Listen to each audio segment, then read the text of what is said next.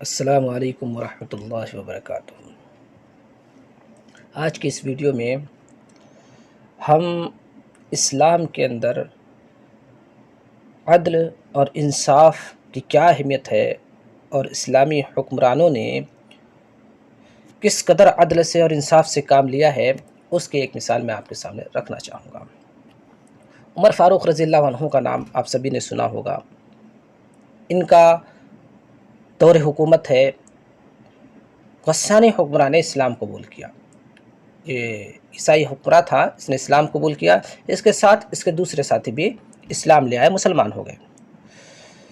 پھر اس نے عمر فاروق رضی اللہ عنہ سے مدینہ آنے کی اجازت مانگی۔ عمر رضی اللہ عنہ کو اس کے قبول اسلام اور مدینہ آنے کی خبر سن کر بڑی خوشی ہوئی۔ ظاہر سی بات ہے، ایک جگہ کا بادشاہ تھا، حکمراں تھا، اسلام قبول کر لیا، اس کے ساتھ اور لوگوں نے بھی اسلام قبول کیا، اور جب وہ مدینہ آنے کی بات کہی تو خوش ہوئے حضرت عمر فاروق۔ پھر وہ مدینہ آیا، مدینہ آ کر اس نے ایک مدت تک مدینہ میں قیام کیا، اور عمر فاروق رضی اللہ تعالیٰ عنہ اس کی دیکھ بھال کرتے رہے۔ ایک مرتبہ ایسا ہوا کہ یہ بادشاہ حج کے لیے گیا۔ دوران طواف کچھ ایسا ہوا کہ ایک غریب مسلمان کے پاؤں سے اس غسانی بادشاہ کی چادر دب گئی۔ اب غسانی بادشاہ نے غصے میں آ کر اس نو مسلم کو زوردار تھپڑ مار دیا، جس سے اس کی ناک ٹوٹ گئی۔ اس نے آ کر کے عمر فاروق رضی اللہ عنہ سے شکایت کی۔ آپ نے غسان کے بادشاہ جبلہ کو بلوایا اور اس سے پوچھا، کیا تم نے یہ کام کیا ہے؟ اس نے اقرار کر لیا کہ ہاں میں نے کیا ہے۔ پھر عمر فاروق نے کہا کہ اے جبلہ، تم نے اپنے اس بھائی پر ظلم کیوں کیا اور اس کی ناک کیوں توڑ دی؟ تو غسانی نے جواب دیا، میں نے تو اس گوار کے ساتھ بڑی نرمی سے کام لیا ہے۔ اگر خانہ کعبہ کی حرمت و تقدس کا لحاظ نہ ہوتا تو میں اس کی آنکھیں نکال دیتا۔ عمر رضی اللہ عنہ نے اس سے فرمایا، تم نے اقرار کر لیا ہے، اب یا تو تم اس آدمی کو راضی کر لو، ورنہ میں اس کو تم سے بدلہ دلواؤں گا۔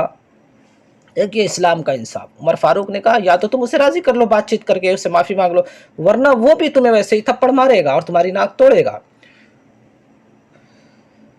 جبلہ بن ایہم یہ سب دیکھ کر مزید دہشت میں پڑ گیا اور کہنے لگا، یہ کیسے ہو سکتا ہے؟ وہ ایک آدمی اور میں ایک بادشاہ ہوں۔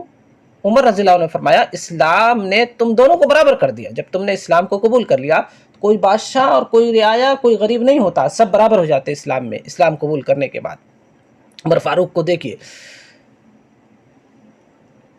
غسانی نے کہا، میں سوچتا تھا کہ جاہلیت کے مقابلے اسلام میں مجھے زیادہ عزت ملے گی، زیادہ معزز بن کر کے رہوں گا، لیکن یہ تو کچھ اور ہی لگ رہا ہے۔ آپ نے فرمایا، یہ سب چھوڑو، اگر تم اس آدمی کو راضی نہیں کر لیتے تو اس کو تم سے بدلہ دلواؤں گا۔ جبلہ نے کہا، تب تو میں نصرانی ہی ہو جاتا ہوں۔ عمر رضی اللہ عنہ نے فرمایا، اگر تم نصرانی ہو جاتے ہو تو میں تمہیں قتل کر دوں گا، کیونکہ تم اسلام لا چکے ہو، لہٰذا اگر مرتد ہوئے تو تمہیں قتل کر دیا جائے گا۔ اب جبلہ کو یقین ہو چکا تھا کہ جھگڑے سے کوئی فائدہ نہیں اور راہ فرار کا اب کہیں کوئی راستہ نہیں بچا، اور عمر فاروق رضی اللہ عنہ کے ساتھ ہیلا بہانہ کرنا کچھ بھی سود مند نہیں ہے۔ اس لیے اس نے عمر فاروق رضی اللہ عنہ سے مہلت مانگی تاکہ اس معاملے میں کچھ غور کر لے۔ عمر رضی اللہ عنہ نے اسے جانے اور سوچنے کا موقع دے دیا۔ جبلہ نے غور فکر کے بعد ایک فیصلہ کیا، اور وہ فیصلہ بھی ایسا جس میں وہ غلطی ہی پر تھا۔ اس نے فیصلہ کیا کہ رات کی تاریکی میں اپنی قوم کے ساتھ مکہ چھوڑ کر قسطنطنیہ بھاگ جاؤں، اور وہ یہاں سے نکل بھاگا۔ لیکن اس واقعے سے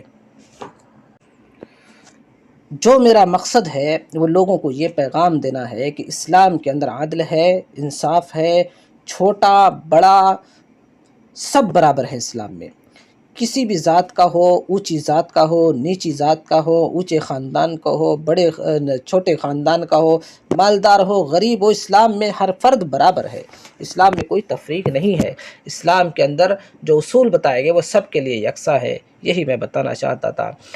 اللہ رب العالمین سے دعا ہے کہ اللہ رب العالمین ہمیں اسلام کی تعلیمات کو سمجھنے، اس پہ عمل کرنے کی توفیق عطا فرمائے، اور لوگوں تک اس تعلیم کو پہنچانے کی بھی توفیق دے۔ آمین۔